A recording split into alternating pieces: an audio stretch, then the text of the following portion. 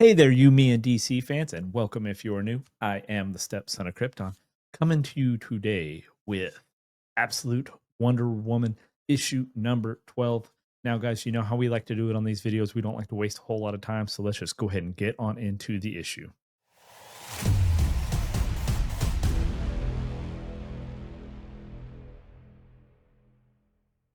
All right, guys. So the issue opens up. We are right back into the fight between Diana and Clea. And if you recall from the last issue, Diana had taken her staff and she had thrown it down into the well. And when it came back up, it was this kind of watery looking trident. Well, sure enough, we learn right away that this is the trident of Poseidon, god of the sea, which Diana is no stranger to the weapons of the gods. It turns out a small piece of Poseidon's trident had made it into Clea's staff and could be the cause of why she's being driven mad.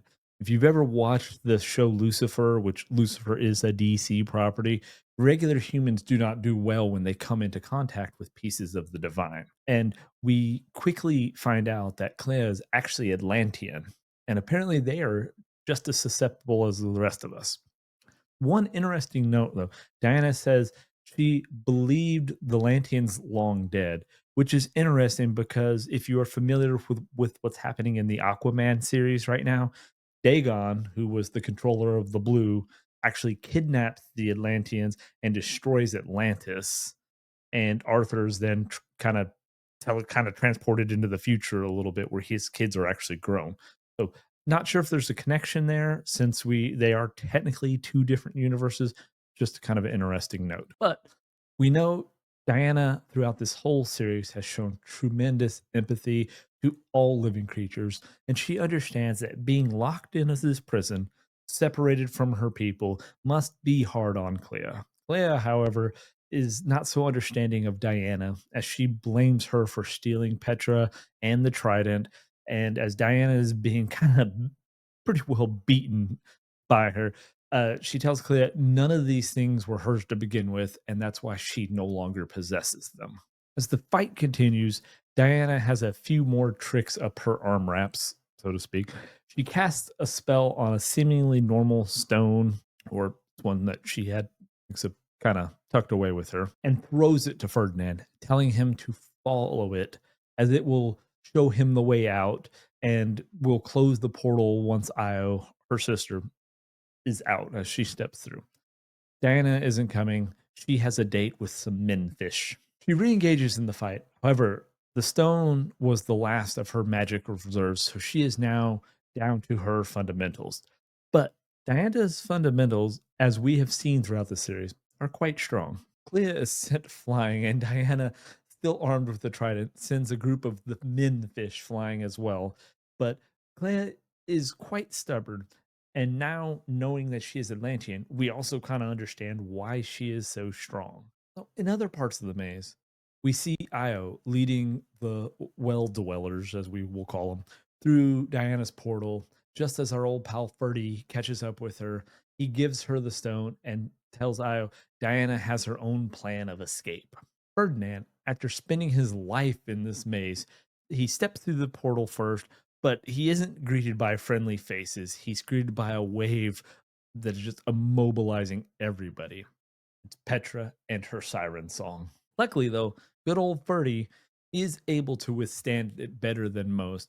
He gets to her and he tells her, he's like, lets her know that they're going to be okay. They're going to be safe. They are free. And she returns to normal. Well, normal for a siren.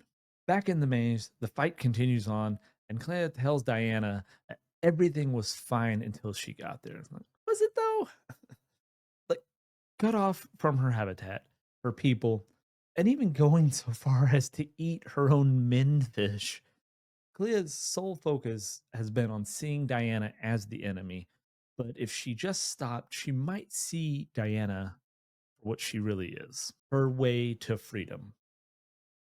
Just then, water begins to fill the maze. Clea, just as surprised as her menfish to see actual water, believes Diana to be a fool, as water will only make her menfish and her more powerful while drowning everybody else in the maze. But then, of course, Diana informs Clea that there is a way out, no one will be dying, and she need only follow her to freedom. And then what? Clea asks. Of course, Diana, being the gentle soul she is willing to free Clea in hopes that she will not be the monster she has been once she is freed. But Diana is willing to accept the burden if things do not go the way she hopes. And then the two, along with the army of menfish, head for freedom. Back at the portal, Io is still there waiting for Diana. However, when she sees a wave of water coming toward her, she realizes she's out of time and must go through.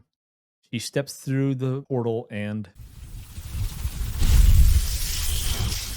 the stone falls on the floor next to a pile of ash where Io just stood.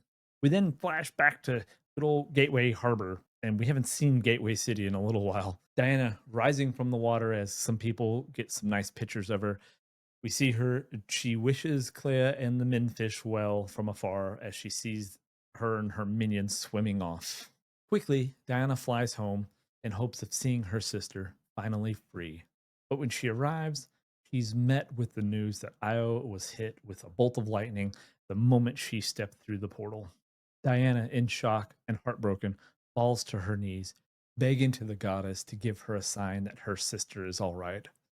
Just then, a dove flies down and gives Diana an olive branch. Or at least I'm assuming it's an olive branch, as it is the symbol of peace, hope, and reconciliation. But it could just be some leaves. Elsewhere, though, we see that same energy blast that happened to Io when she stepped through the portal. And we see Io appear in this very large Greek looking room. And a voice says, Io? "It is none other than Hippolyta, queen of the Amazons. Io is home."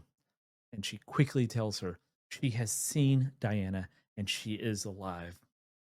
Overjoyed, Hippolyta says, "Ring the bells, ring the bells." And what looks to be the entirety of Themyscira rejoices at the news that Diana lives.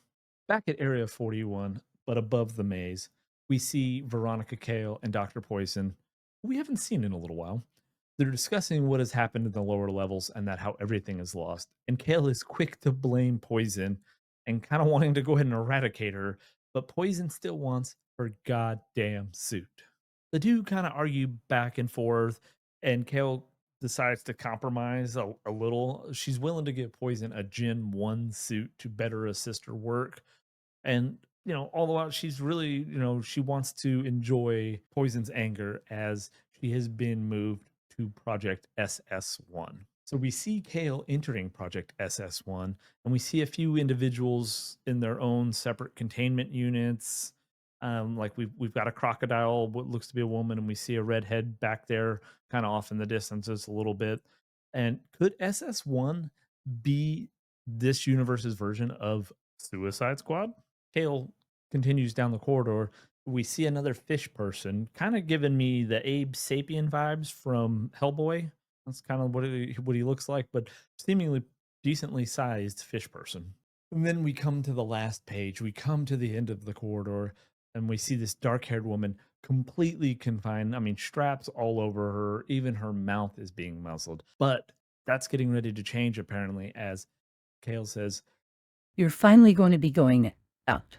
"Zatanna, you're going to kill a witch." So that's happening. And that is where the issue ends. Next issue, the price. All right, guys. So that ends issue number 12. Actually, I feel like a pretty exciting issue. I feel like we had a lot going on. We finally got a little more information with the Trident of Poseidon, and we learned that Clea was Atlantean, and now everybody's safe. Everybody is seemingly happy right now. I think it's kind of crazy that we just got to see Zatanna, and I'm so curious what's going to happen with that, as well as what is SS1. Is this Suicide Squad? I'm really kind of hoping they do some kind of super powered Suicide Squad in this universe. I think that would be awesome. Let me know down in the comments, what do you think Project SS1 is? And guys, if you have made it with me this far, I do appreciate it. Please consider giving this video a like, subscribing to the channel, and having your bell notifications clicked so you get alerted when we release all of the other videos we're doing in the rest of the Absolute series, as well as our Justice League Unlimited, and then everything we've got going on in the TV show and movie world. Guys, I apologize. The lights are burning my eyes. I don't have my glasses on. So I'm trying to do when I speak to you guys, not have my sunglasses on because I know it bothers some people. But if you are not one of those and you are one of our recent subscribers, we thank you so much. And that is going to wrap it for me on this issue of You, Me, and DC. Until next time, guys, we'll see you then.